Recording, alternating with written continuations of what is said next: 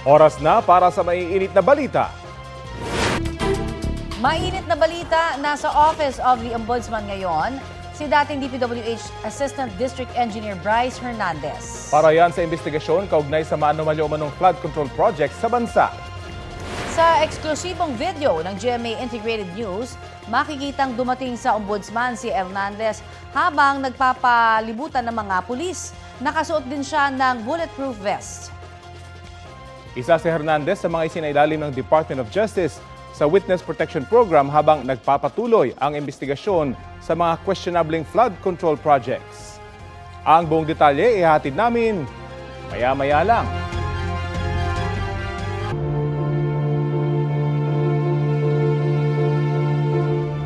Kabilang sa mga sinisilip ng Ombudsman ang issue ng bid rigging o yung pagmamanipula sa bidding process sa mga flood control project. Dagdag pa riyan, isang dating kongresista raw sa Quezon City ang handang maging whistleblower. Balitang hatid ni Salima Refran.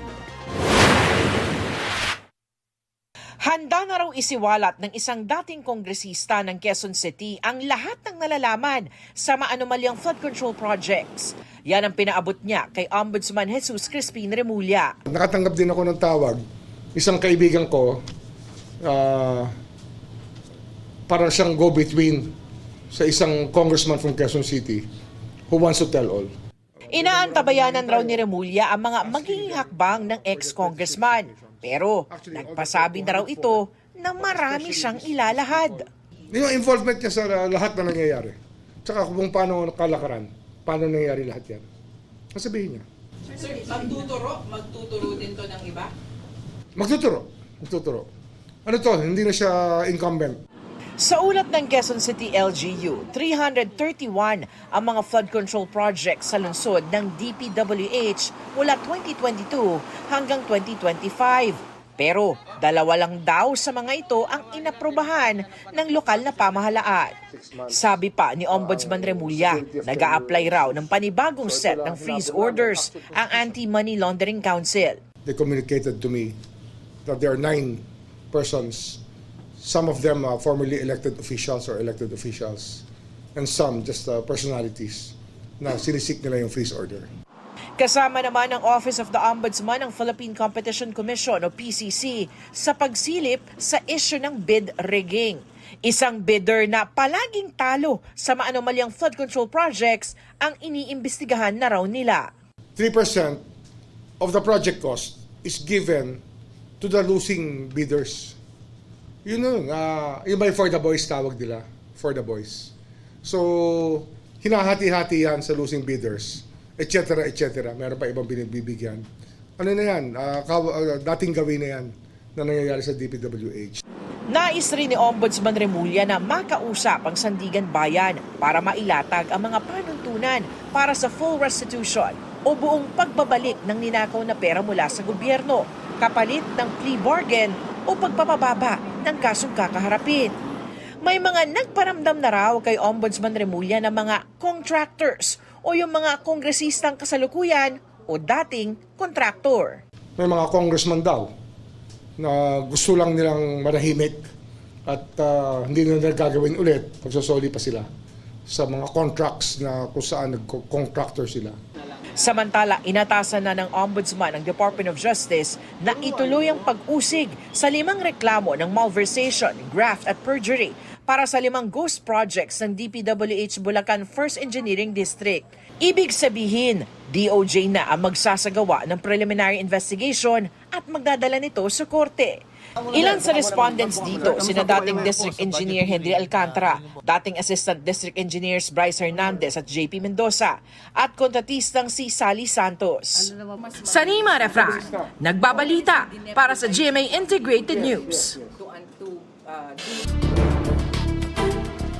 Mainit na balita, iginiit ng Department of Public Works and Highways na walang dokumentong may kaugnayan sa investigasyon sa flood control projects ang nadamay sa sunog sa kanilang Bureau of Research and Standards Building kahapon. Ang BRS ay tanggapan sa ilalim ng DPWH na tumututok sa research ng iba't ibang ginagamit na material sa kanilang mga proyekto. Ayon kay OIC Undersecretary Lara Esquivel, reports at manuals na may kaugnayan sa testing ng mga material ang nasa gusali. May backup daw ang mga ito. Nilinaw naman ni Secretary Vince Dizon na hindi ang DPWH Mimaropa Building ang nasunog kundi ang BRS. Ayon kay Dizon, sa ulat sa kanya ng Bureau of Fire Protection, electrical failure na nagmula sa third floor ng BRS building ang sanhi ng apoy. Naiulat na anya na raw yan sa Ombudsman. Bago nito, iniutos ni Ombudsman Jesus Crispin Remulla na imbestigahan ang tungkol sa sunog at kung sinadya yun. Tiniyak ni Dizon na binabantayan ang mga dokumentong may kaugnayan sa imbestigasyon sa flood control projects.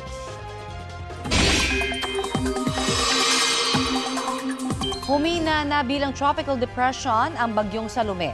Namataan po yan ng Pag-asa 85 km southwest ng Basco, Batanes kaninang alas 8 ng umaga. Taglay nito ang lakas ng hangin na aabot sa 45 km per hour. Kaninang madaling araw nang lumakas bilang tropical storm ang bagyong Salome. Kaya isinailalim po sa wind signal number 2 ang Batanes. Pero dahil tropical depression na lamang ito, nasa ilalim na lamang ng wind signal 1 ang lalawigan. Base sa track ng Metro Weather, pa-southwest pa rin ang tinatahak na direksyon ng bagyong Salome. Inaasahan itong lalapit sa northern Luzon. Tumutok po dito sa Balitang Hali sa 11 a.m. update kaugnay ng bagyo.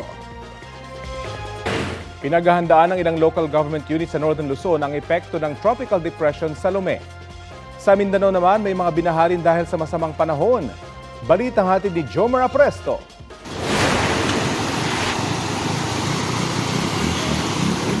Sa gitna ng rumaragas ang baha sa Barangay Paruwayan sa Alamada, Cotabato, dalawang motorcycle rider ang halos tangay na ng tubig. Tinawid ng dalawang overflow bridge sa sitio Campo 1 pero nahirapan silang makadaan dahil sa lakas ng agos ng tubig.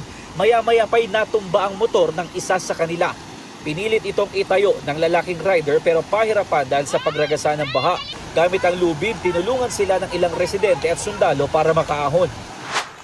Umapaw naman ang isang sapa sa Coronadal City sa South Cotabato dahil sa matinding pag-ulan. Dahil dyan, bumaha sa ilang barangay sa lungsod. Pinasok pa ng tubig ang ilang bahay. Sa bayan ng Tantangan, isinara ang ilang bahagi ng kalsada dahil sa baha. May ilang lane na pinapayagang madaanan ng mga motorista pero mabagal ang daloy ng trapiko dahil sa tubig. Tumulong ang ilang kawani ng Municipal Disaster Risk Reduction and Management Office at Traffic Section sa pagmamando ng trapiko. Halos ganyan din ang naranasan sa Takurong Sultan Kudarat. Lampas gutter ang baha kaya mabagal ang takbo ng mga sasakyan. Hindi naman madaanan ang ilang kalsada sa Balabagan, Lanao del Sur dahil din sa baha. Ayon sa Pag-asa, Intertropical Convergence Zone o ITCZ ang nagpaulan sa iba't ibang bahagi ng Mindanao. Sa Hilagang Luzon naman ay inaasahang tutubukin ng bagyong Salome, patuloy ang paghahanda ng mga lokal na pamahalaan. Sa Pagudpud, Ilocos Norte, naka-alerto na ang lokal na pamahalaan para sa epekto ng bagyo. Pinayuhan ng mga residenteng huwag munang pumunta sa dagat. Pinag-iingat din ang mga nakatira sa mga coastal area sa bayan ng Burgos. Nakahanda na roon ang mga rescue equipment sakaling kailanganin. Tiniyak naman ng Department of Social Welfare and Development na may nakahanda silang halos 2 milyong kahon ng family food packs na ipamamahagi sa maapektuhan ng bagyong Salome. Jomer Apresto nagbabalita para sa GMA Integrated News. 2 beses nagbuga ng abo ang Bulkang Kanlaon kaninang umaga. Naitala ng PHIVOLCS ang unang ash emission kaninang alas 5:30 ng madaling araw hanggang 7:29 ng umaga. Ang ikalawang ash emission nangyari naman po kaninang 7:39 ng umaga at nagtagal hanggang pasado alas 8. Umabot sa 600 metro ang taas ng nilikhang plume o usok ng Kanlaon. Sa nakalipas na 24 oras, may naitala rin ang bulkan na 10 volcanic earthquakes at nagbuga ng mahigit 2,000 toneladang asupre o sulfur dioxide. Nananatili sa alert level 2 ang Bulkang Kanlaon. Ipinagbabawal ang pagpasok sa 4-kilometer radius permanent danger zone at ang paglipad ng anumang aircraft malapit sa tuktok ng bulkan. Ito ang GMA Regional TV News. Mainit na balita mula sa Luzon, hatid ng GMA Regional TV. Patay sa engkwentro sa pulisya ang isang lalaki sa Calamba, Laguna. Chris, ano ang nangyari at nagkaroon pa ng barilan? Tony, bigla na lamang daw nagpaputok ng baril ang lalaki nang pasukin ng mga pulis ang bahay kung saan siya nagtatago umano. Ayon sa pulisya, nakasalubong nila ang isang alias Alan na may dalang baril habang nagsasagawa ng operasyon sa lungsod. Inaresto siya at nang tumungo sila sa kanyang bahay, pinaputukan daw sila ng baril ni alias Papalo. Tinamaan ng isang pulis kaya nagpaputok din ang mga pulis. Nasawi si alias Papalo na napag-alamang may warrant of arrest sa kasong frustrated murder at sangkot din sa iba pang pamamaril sa Calamba City. Nagpapagaling naman sa ospital ang tinamaang pulis. Na-recover sa mga sospek ang 2 baril at 1 granada. Walang pahayag si alias Alan. Kritikal naman ang lagay ng isang babaeng 8 taong gulang na hinihinalang ginahasa at inuntog umano sa pader ng sospek. Batay sa investigasyon, huling nakita ang biktima sa isang computer shop sa barangay Sapang, Biabas na lumabas kasama ang sospek. Ayon sa mga pulis, sumama ang biktima matapos alukin ng 20 pesos ng sospek. Sa tulong ng CCTV, naaresto ang 20 taong gulang na sospek na residente rin sa nasabing barangay. Ayon sa pulisya, itinanggi ng sospek na sinaktan niya ang biktima pero inamin niyang dinala niya ang bata sa bahagi ng expressway. Doon na natagpuan ng batang nangihina at walang saplot. Patuloy na inoobserba sa ospital ang biktima na nagtamo ng matinding sugat sa ulo. Maharap sa reklamong statutory rape with frustrated murder in relation to anti-child abuse ang sospek. Wala pang pahayag sa media ang sospek at kaanak ng biktima. Mahigit 500 pamilyang nawalan ng tirahan sa sunog sa barangay Katmon sa Malabon. Inaalam pa ang halaga ng pinsala at sanhi ng apoy. Balitang hatid ni Bea Pinla. Binalot ng naglalagablab na apoy at makapal na usok ang bahagi na to ng barangay Katmon, Malabon kahapon. Ang ilang residente nagbayanihan para maapul ang sunog na umabot ng Task Force Alpha. Ayon sa BFP, humigit kumulang 1,500 bahay ang tinupok ng apoy, karamihan gawa sa light materials. Hindi bababa sa 80 truck ng bumbero ang rumisponde. Ang hindrance natin is maliliit yung Eskinita, access road going to dun sa nasusunog. And then, dikit-dikit din kasi yung mga bahay. And then, yung mga tao habang i-evacuate na, hindi kayo makapasok agad-agaran dahil sa mga gamit nila. Batay sa ulat ng Malabon LGU, isang pasyente ang nasugatan at ginagamot sa Katmon Super Health Center. Nakaranas naman ng hyperventilation ang isa pang residente. Isang bombero ang nakagat ng aso habang rumeresponde. Nilapatan siya ng paunang lunas. Isang fire volunteer din ang sugatan. Pasa-pasa po ng timba. Pagkapasa po sa akin ng timba, bumuhos po ako. May dumaan po na tao na may hawak po na yero. Hindi ko po namalayan pagkapwersa ko po ng tubig. Tumama po sa akin yung mismong yero po. Walang naitalang namatay sa sunog. Mahigit 7 oras ang itinagal bago tuluyang naapul ang sunog, mag-aalas 12 ng hating gabi. Ayon sa Social Welfare and Development Department ng Malabon, hindi bababa sa 542 pamilya o mahigit 2,400 individual ang apektado. Ang ilan sa kanila, pansamantalang nanunuluyan sa mga evacuation center sa lungsod. Sobrang malalang malala eh. Putok na lahat eh. So ang talaga naging thinking ko na nga lang, bit-bit ko sila, ganyan. Takbo na kami kahit saan kami makapunta, basta makalayo lang. Natakot din ako yun. Parang umana yung utak ko. Nagbablangko. Hindi ko man kung saan kami tatakbo eh. Ubus lahat. Para kami mga pulubi. Pero may iba naman na sa tabing kalsada muna nagpalipas ng gabi. Hindi lahat talaga ng families ay nag-i-stay sa evacuation. Mas prepared pa rin nila na nandoon sila sa lugar kung saan nasunog dahil tinitingnan pa rin kasi nila kung meron silang masasalba. Pero ini-encourage talaga namin sila na magstay sana sa evacuation site. Inaalam pa ang halaga ng pinsala at sanhi ng sunog. Bea Pinlac, nagbabalita para sa GMA Integrated News.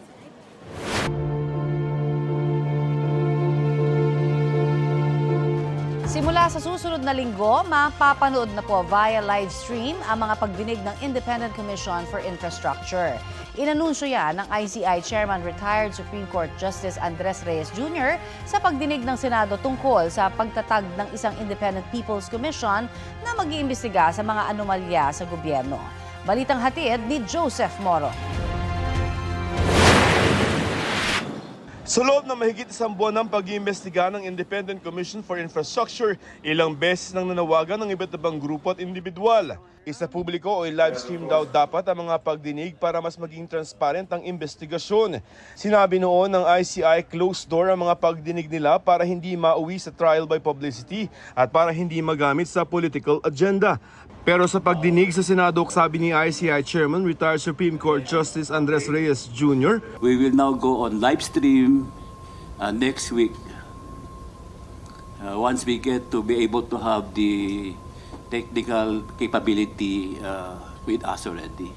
So again, I repeat, we will be doing live stream next week.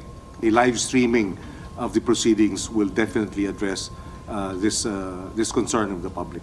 may mga natuwa sa anunsyo ng ICI. Pero sabi ng Makabayan Block noon pa dapat ginawa ang pagla-live stream.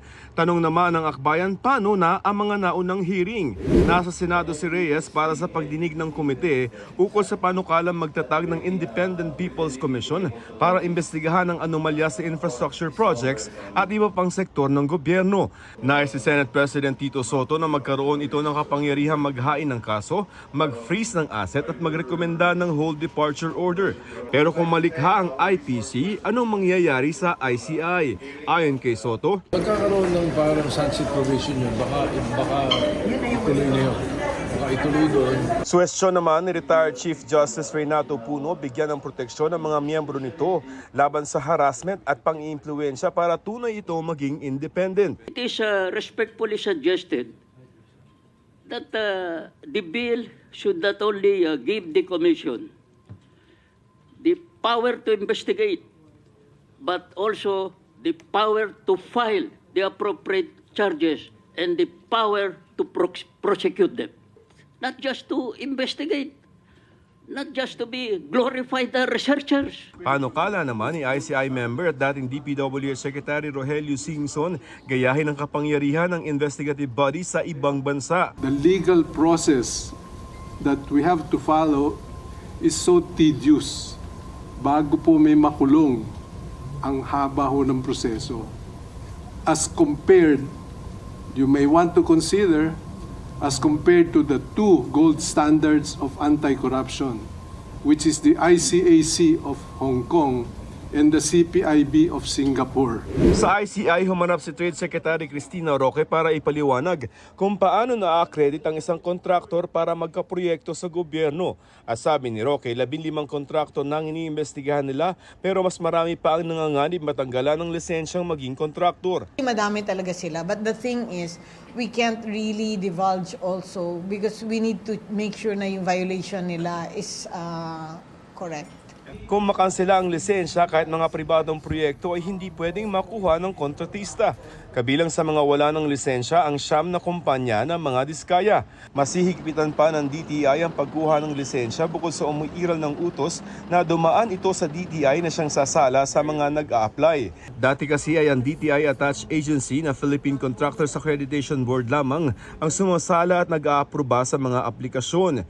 Iba-background check na ang mga nag-a-apply ng lisensya. They are part of this flood control. Definitely, hindi na sila pwede. And then, we're also thinking that even the relatives cannot anymore be also given the license. Naghihintay rin ang DTI ng rekomendasyon ng ICI at DPWH. Bago na mga executive director ng PICAB at hindi na pwede maging board member ang sinuman kung may construction company. Joseph Morong nagbabalita para sa GMA Integrated News. Iginiit ng Malacanang na walang naipakitang ebidensyang nag-uugnay kay First Lady Liza Araneta Marcos sa issue sa flood control projects. Ayon kay Palace Press Officer Claire Castro, ipinagkibit balikat lang ng First Lady ang hiling ng isang private citizen na imbestigahan siya dahil hearsay evidence lang daw ang ibinigay ng lalaki. Itong Martes, isang nagpakilalang John Santander ang nagsumite sa Independent Commission for Infrastructure ng mga larawan kung saan magkasama ang First Lady at ang negosyanteng si Maynard Ngu. Si Ngu na dating Special Envoy to China for Trade Investments and Tourism ay isa sa mga iniuugnay sa mga maanumalya umanong proyekto. Patuloy na sinusubukan ng GMA Integrated News na kunan ng pahayag si Ngu.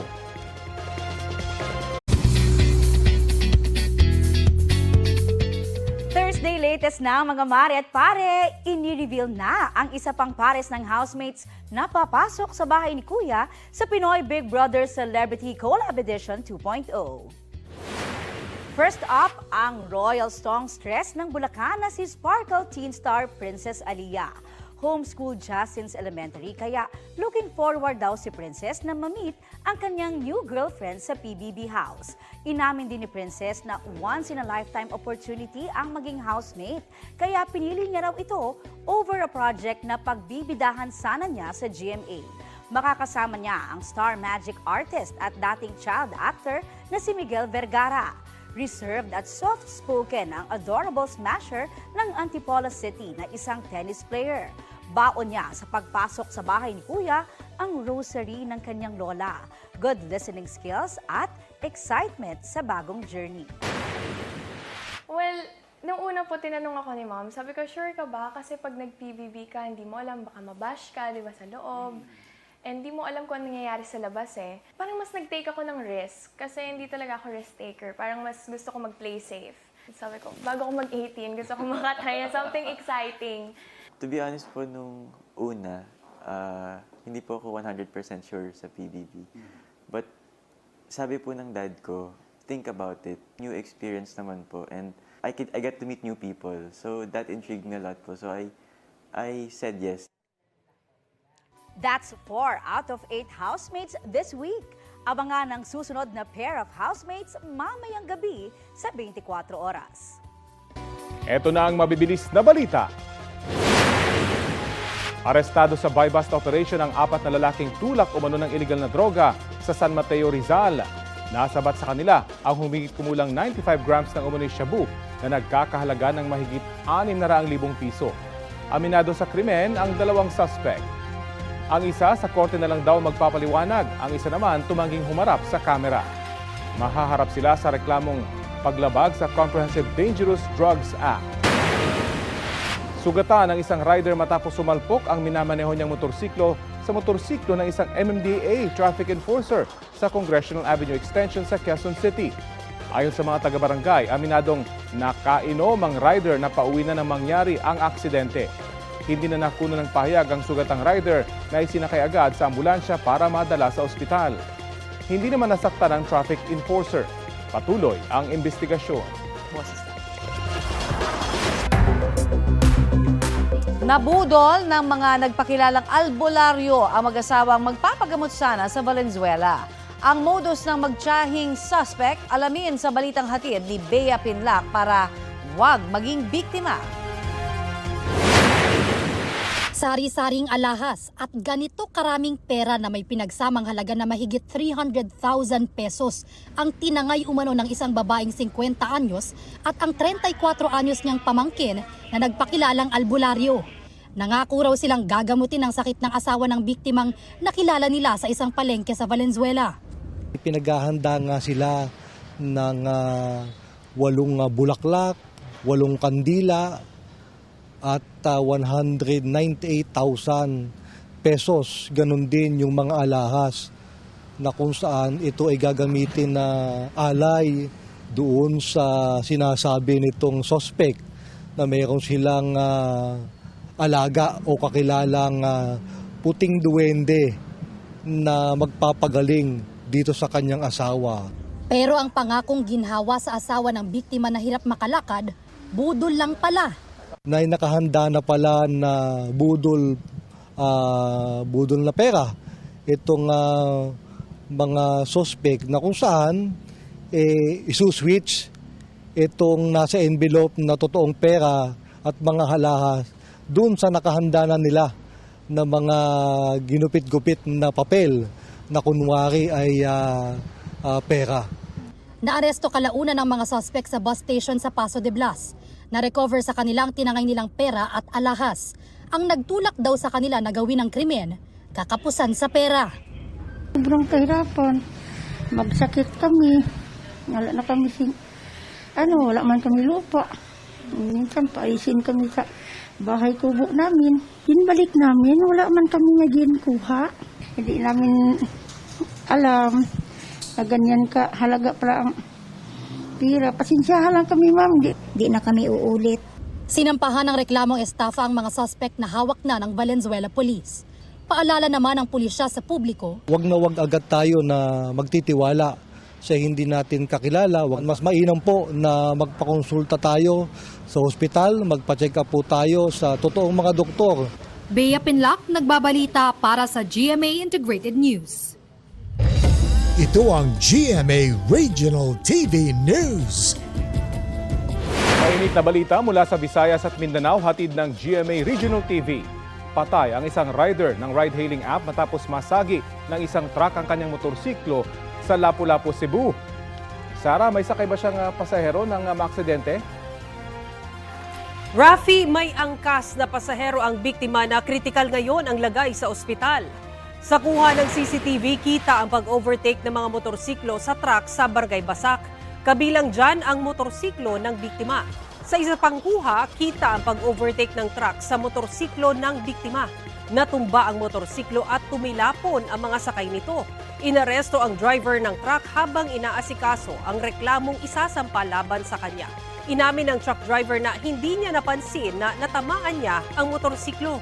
Ayon sa pamilya ng biktima, handa silang makipag-ayos sa driver kung sasagutin niya ang gastusin sa pagpapalibing at pagpapagamot sa mga biktima. Isang bagong silang na lalaking sanggol ang natagpuan sa basurahan ng isang ospital sa Buluan, Maguindanao del Sur. Nakakabit pa ang pusod ng sanggol na may bigat na 1.9 kilos nang madiskubre ng isang watcher nitong Martes. Ayon sa pamunuan ng Buluan District Hospital, una nang dumulog sa kanila ang ina ng bata matapos makaranas ng pananakit ng tiyan. Bigla raw nagpaalam ang babae na mag-CR pero hindi na bumalik. Doon na nanganak ang 16 anyos na babae. Inilagay sa basurahan ang kanyang anak at saka umuwi sa kanilang bahay. Bumalik din kalaunan sa ospital ang babae matapos makaranas ng pagdurugo. Patuloy na ginagamot ang mag-ina. Binigyan na rin sila ng tulong ng lokal na pamahalaan. Sinusubukan pang makuhanan ng pahayag ang menor de edad na ina at kanyang mga magulang.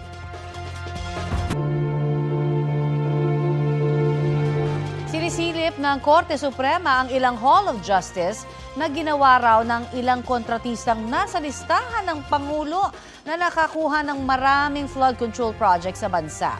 Ayon kay Supreme Court Senior Associate Justice Marvic Leonen, karamihan naman daw ay kumpleto at natapos na.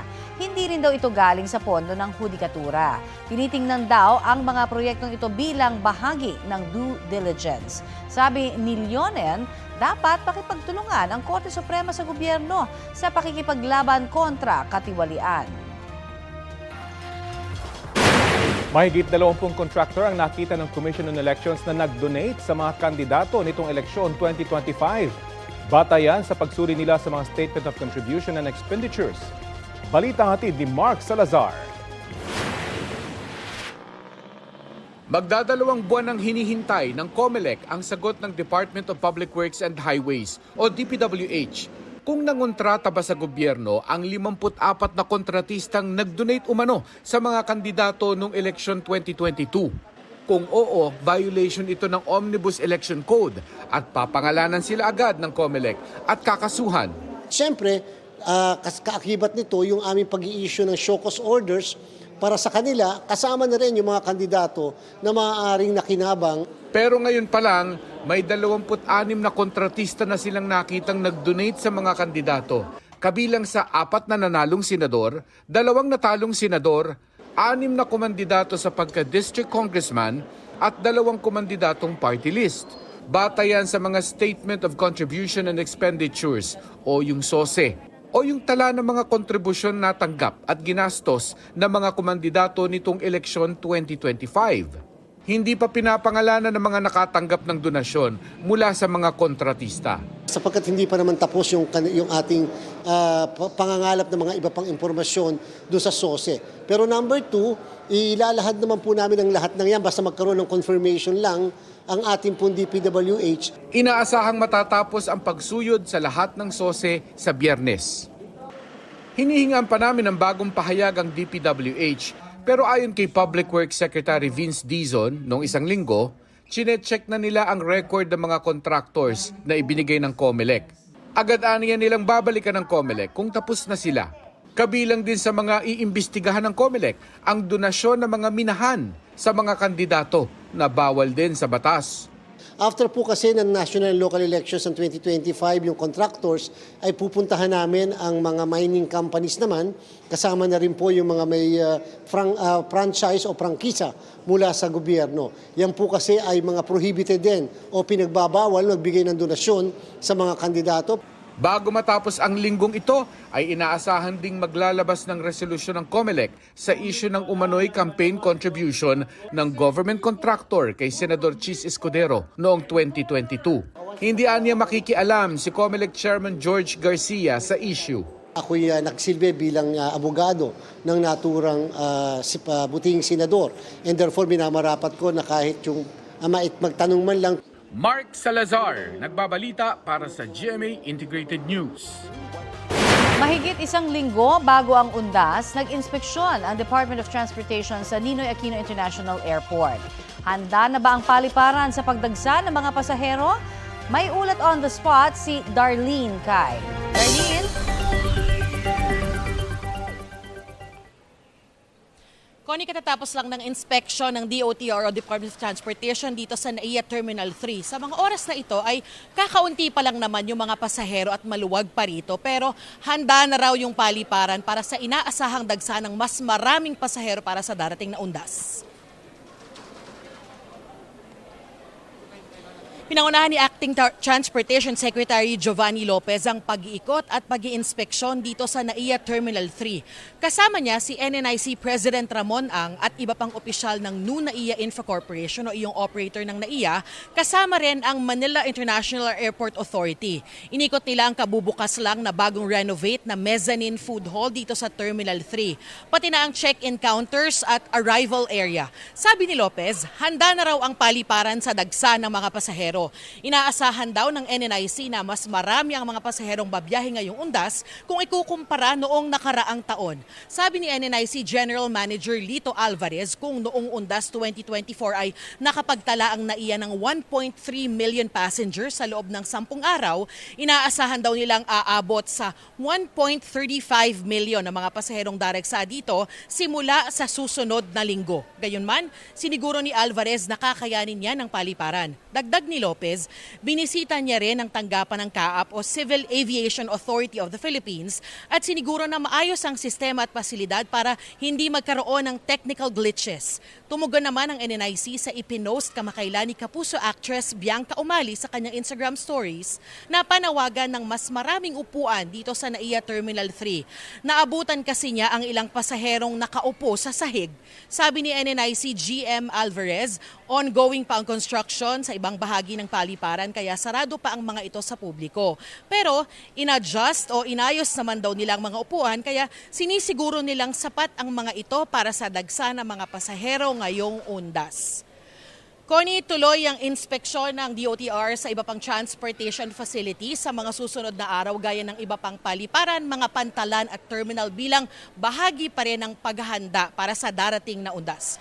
Yan ang latest mula rito sa NAIA Terminal 3. Balik sa iyo, Connie. Maraming salamat, Darlene Kai. May gold medal ng Pilipinas sa 3rd Asian Youth Games sa Manama, Bahrain. Mula yan kay Kram Carpio na lumaban sa Pencaksilat Female B-Class. Sa finals ng 51 to 55 kg division, nagwagi si Kram laban sa pambato ng Indonesia. Nakauwi na sa Pilipinas si Kram matapos ang kanyang panalo. Good job, Kram! Mainit na balita, binigyang diin ni Senador Joel Villanueva na matagal nang ibinasura ng Office of the Ombudsman ang dismissal case noon laban sa kanya. Naglabas ng mga litrato ang opisina ni Senador Joel Villanueva kaugnay sa pagbasura ng Ombudsman noong 2019 sa nasabing kaso. Sa gitna yan ng napapabalitang paghiling ng Ombudsman ngayon sa Senado na ipatupad ang dismissal order laban kay Villanueva noong 2016 dahil sa pagkakadawit niya sa isyu ng maling paggamit ng kanyang Priority Development Assistance Fund noong siya'y isang mambabatas. Inilabas din ni Villanueva ang clearance ng Sandigan Bayan at ng Office of the Ombudsman ngayong taon na nagsasabing walang nakabindin na kaso laban sa kanya. Ayon sa Senador, inasahan na nila ang posibleng harassment at pagpapakalat ng fake news laban sa kanya. Ayon naman kay Senate President Tito Soto, hindi pa siya makakapagkomento sa ngayon. Hinihintay daw niya ang komunikasyon mula sa Ombudsman.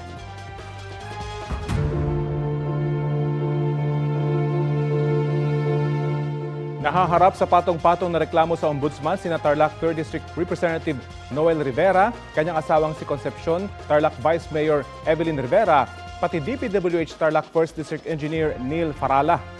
Inihain niya ng grupong United Filipino Against Crime and Corruption dahil sa halos 600 million pesos na halaga ng mga proyektong inaward sa 3G Construction, kung saan nakalistang presidente ang kongresista habang treasurer naman ang kanyang asawa.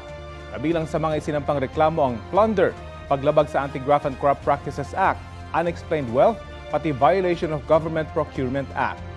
Sinusubukan pa namin kunin ang kanilang pahayag. Isinapubliko na rin ni Senate President Tito Soto at Senador Robin Padilla ang kanilang Statement of Assets, Liabilities and Net Worth o SALN. Sa SALN ni Soto, nakasaad na mahigit 188 million pesos ang kanyang net worth as of June 30, 2025. As of December 31, 2024, mahigit 244 million pesos naman ang net worth na ipinakita ni Senator Robin Padilla. Naglabas na rin ng kanyang SALN si House Speaker Faustino D. III. Mahigit 74 million pesos ang kanyang idineklarang net worth.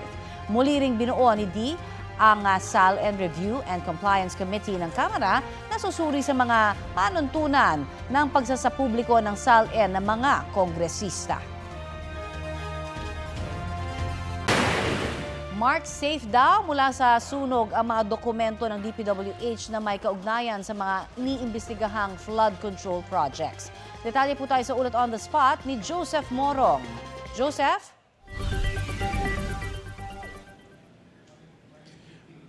Connie, hindi pa rin naman isinisantabi ng DPWH na walang kinalaman sa investigasyon ng flood control projects na nangyaring sunog sa opisina ng Bureau of Research and Standards Building ng DPWH sa Quezon City. Ayon kay Secretary Dizon, ay isa pa unang investigasyon, electrical failure sa third floor ng building ang naging sanhi ng sunog. Itinama din ni Dizon ang naunang sinabi ng isang opisyal ng DPWH sa Senado kahapon na opisina ng Region 4B ang nasunog. Hindi rin daw nag-overheat na computer ang naging sanhi ng sunog, kundi yun niyang electrical wiring na nagkaroon ng failure.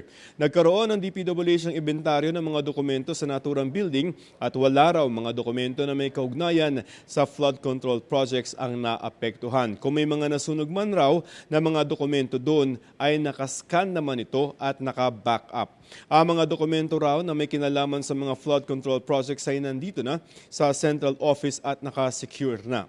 Narito ang pahayag ni Secretary Dizon. Hindi pa final yung investigation results. So, right now, kami, sabi ko nga sa inyo, mas suspicioso pa kami dalawa ni General Bisnar kaysa siguro sa inyo. So, right now, we will take the facts as they are today, but the investigation is still ongoing. So, we're working with the BFP to still investigate. And once there is a final report, then that's the only time we will rule out anything. We have gotten all from 2022 to 2025, and we are now receiving earlier years. But they are now all here in the center office, protected here.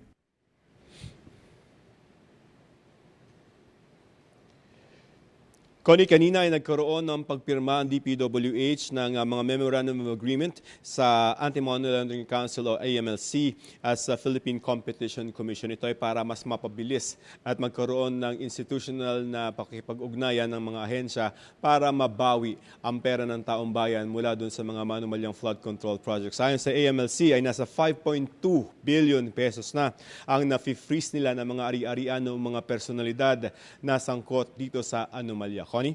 Maraming salamat, Joseph Morong. Mga mare, itinanggi ni Your Honor at Pipitong Manaloto star Charis Solomon na nag-e-endorso siya ng online sugal. Sa Instagram, ipinost ni Charis ang screenshot ng isang edited na endorsement ng online sugal. Peke yan, sabi ni Charisse. Hindi raw siya nag-e-endorso ng kahit anong uri ng sugal. Paalala ni Charisse sa netizens, maging mapanuri sa mga nakikitang content online. Ito ang GMA Regional TV News. Patay ang isang pasahero ng tricycle matapos makasalpukan ang isang minivan sa Barangay Kabug sa Bacolod City.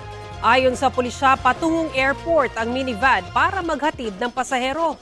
Bigla umanong nawalan ng kontrol ang driver nang lumiko sa butas-butas na bahagi ng kalsada. Doon na niya nasalpok ang kasalubong na tricycle na may 5 sakay.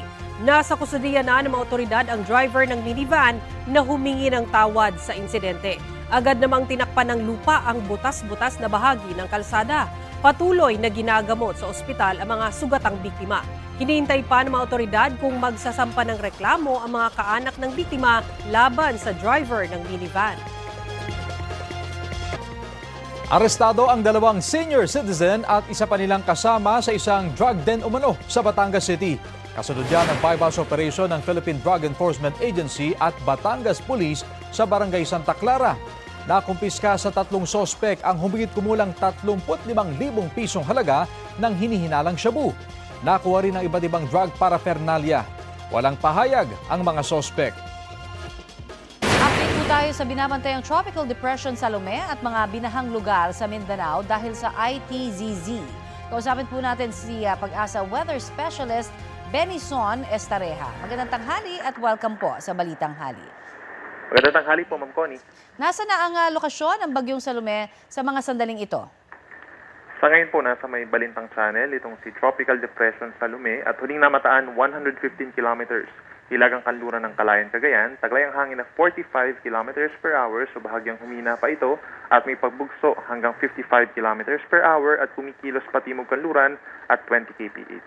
At nagbago ba yung taglay ng lakas ng hangin nito, Benison? Yes, yung nakita po nating trend niya, nagsimula siya as tropical storm kagabi, and then sa ngayon po, bahagya yung paghihina niya. No? Nakikita natin na within the next 24 hours or by tomorrow morning po ay hihina pa ito as a low pressure area. Meron pa ba mga lugar na may wind signal pa tayo? Yes po, meron pa rin tayong wind signal number 1 sa Batanes, sa northern and western portions ng Babuyan Islands at sa northwestern portion ng Ilocos Norte. So within the next few hours po, pabugso-bugso pa rin po yung hangin sa kanilang lugar. At hanggang kailan posibleng makaapekto yung Bagyong Salome at remnant nito sa ilang panig ng ating bansa? Sa loob po ng 24 oras, meron pa rin mga lugar, select areas lamang po no, dito sa may northern Luzon, sa may Batanes, Babuyan Islands, and Ilocos Region na makakaranas ng pabugso-bugsong hangin. Tapos may mga cloud clusters din na remnants nga o yung sakasakaling humina itong si Bagyong Salome as a low pressure area. By tomorrow, ilang areas na lamang yung magkakaroon ng kalat-kalat na ulan. At may mga ilang lugar din tayo sa Mindanao na binaha dahil sa ITZZ. Hanggang kailan kaya posibleng maranasan yung mga pag-uulan doon? Yes po, mas marami actually ang inuulan dito sa may parteng Visayas, Mindanao and Palawan dahil po dun sa ITCZ, lalo na sa may western parts, itong Bangsamoro Region, Zamboanga Peninsula and Socsagen. Mataas pa rin po yung chance ng mga baha at landslides dahil paminsan-minsan malalakas po yung mga pag-ulan natin. Sa loob po yan ng 4 hanggang 5 araw. At meron pa ba tayong namamataan ng mga sama ng panahon sa labas ng Philippine Area of Responsibility, especially no, na mag-uundas pa naman? So far naman po, wala naman tayong mga nakikita pa na posibleng maging LPA sa labas. Yung sa loob po actually meron tayong mga kumpul ng ulap dito sa may pagitan ng Palawan at saka sa Zamboanga Peninsula, sa may Sulusi. Hindi natin inalis yung chance na may mabuo dyan ng mga weather disturbance or low pressure areas. But in the coming days, yung mga pag-ulan pa rin po is mainly due pa rin sa ITCZ. Okay, usapan naman natin yung amihan season. Ano ba yung mga parameters na tinitignan natin para maging opisyal na amihan? At kapag nag-amihan ba, babawas din yung mga bagyo natin na darating? Isa po sa mga tinitingnan natin na criteria pagdating po sa pagdedeklara ng amihan season, yung establishment ng high pressure area dito po sa may mainland China. So ibig sabihin kapag nag-establish na doon yung generally toyo at saka po malamig na hangin. And then, pagsapit dito sa Pilipinas, yun na yung source ng hangin natin. No? Pag nanggagaling na po sa may Hilaga, sa may East Asia, at napansin na natin yung pagbaba ng temperatures dito sa may Northern Luzon, pwede po tayong mag-declare po ng panahon ng amihan. Now, yung kabawasan sa mga bagyo, yes, in general po, nababawasan na yung bilang ng mga bagyo tuwing amihan season, November up until the first quarter of next year. Yun nga lang po, possible pa rin na mag-landfall or mataas na yung chance na nagla-landfall po yung mga bagyo kahit mas kakaunti compared Alright. nitong tagulan. Maraming salamat, Pag-asa Weather Specialist Benison Estareja. Salamat po.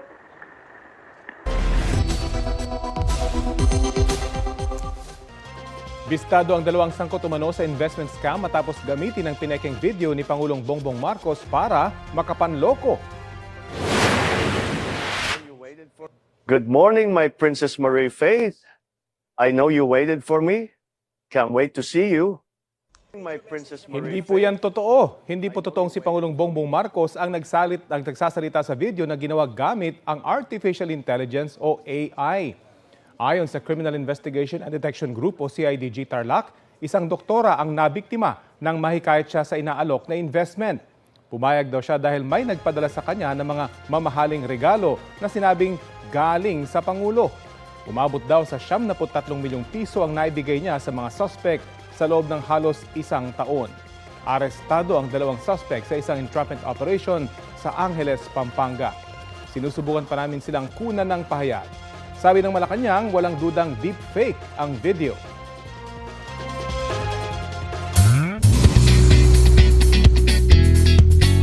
The runway was on fire sa pagrampa ng ilang sparkle artists sa State of Bang fashion show.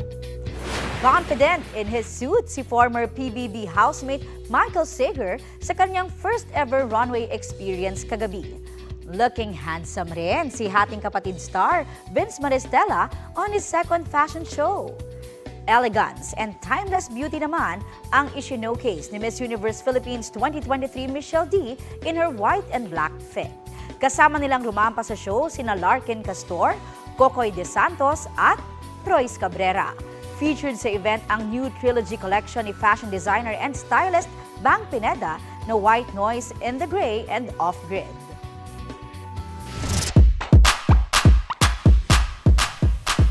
Refreshing scenery ang hatid ng isang fall sa Oslo, Cebu. Sa ganda raw ng tanawin, baka raw ma-fall ka rin. Ow! Anong falls kaya yan? Ito. Yan yung Tumalog Falls sa Barangay Natalio.